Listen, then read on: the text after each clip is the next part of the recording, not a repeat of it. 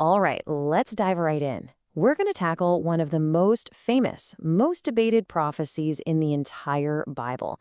You know the one. It's a verse that many people believe is all about the end of the world.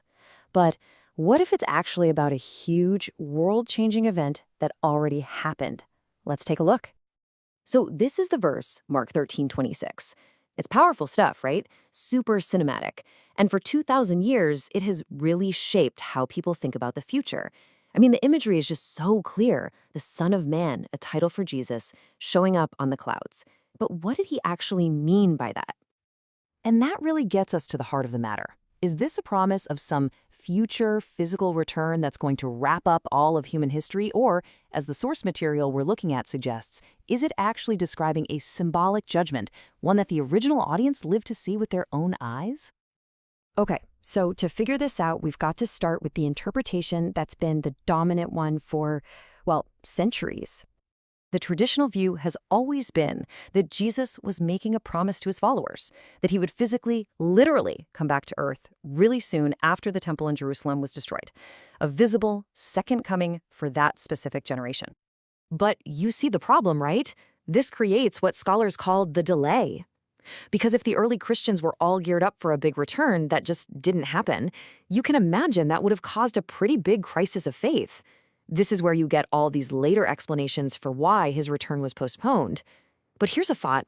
What if it wasn't postponed at all? Well, our source argues that this whole delay problem just kind of vanishes when you spot a critical clue that's been hiding in plain sight this whole time. It's just one chapter later in a totally different setting. And here it is. Jesus is on trial. He's standing before the Sanhedrin, which was the Jewish high court. And when they ask him if he's the Messiah, this is his answer. Just listen to that language again. Son of Man, coming with the clouds. Wow, that sounds incredibly familiar, doesn't it? When you put these two verses side by side, it's pretty striking. The phrasing is almost identical. But the audience, it could not be more different. In this second instance, he's not just talking to his followers about something in the future. He is looking his own judges right in the eye and telling them, you, that they are the ones who will see it happen. And that one little word, you, it changes everything. So why is this such a big deal? Well, to get it, you have to unpack that title he uses, Son of Man. It's not just a random name. It is a direct callback to a very specific, very old prophecy. See, when Jesus calls himself the Son of Man, he's basically pointing everyone back to the book of Daniel. In Daniel's vision, there's this figure called the Son of Man who comes on the clouds, but he's not coming to land on earth. He's approaching God to receive authority and to execute judgment on the corrupt powers of the world. So this is the absolute crucial point. In its original context, the whole image of the Son of Man coming on the clouds is all about vindication and divine judgment. You have to picture it like a courtroom scene, where the person who was wrongly accused is finally vindicated, and the corrupt judges, they find themselves being judged. And this, right here, is the core of this whole alternate reading. Once you connect that public prophecy to the courtroom warning and then trace it all back to the original text in Daniel, the meaning just shifts. It moves away from a literal apocalypse and becomes a symbolic judgment. So coming in the clouds suddenly becomes a metaphor.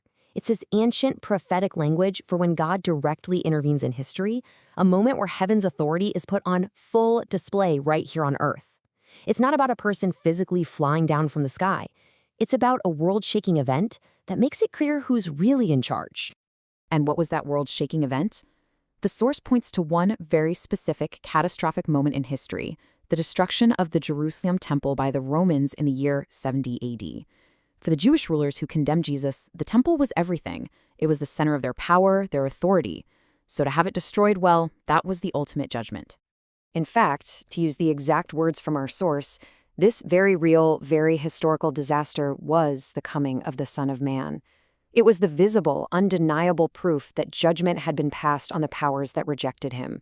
It was the fulfillment of the warning he gave them to their faces. So you might be thinking, okay, that's an interesting theory, but why does it matter? Well, understanding this original context isn't just some academic exercise. It completely reframes the entire prophecy, and that has some pretty major implications. All right, so let's just put all the pieces together one more time. The argument is this. The coming wasn't a literal return, it was a symbolic judgment. It was aimed squarely at the rulers who condemned him, and it was fulfilled historically when the temple was destroyed, meaning that generation, the one Jesus was speaking to, did in fact live to see it happen, just like he told them they would. And that kind of leaves us with a fascinating last question to chew on. This whole reinterpretation hinges on one simple idea. Who was the audience? It really makes you wonder, doesn't it? How many other ancient texts, prophecies, and famous statements might unlock completely new meanings if we just stopped for a second and asked, who was this really for?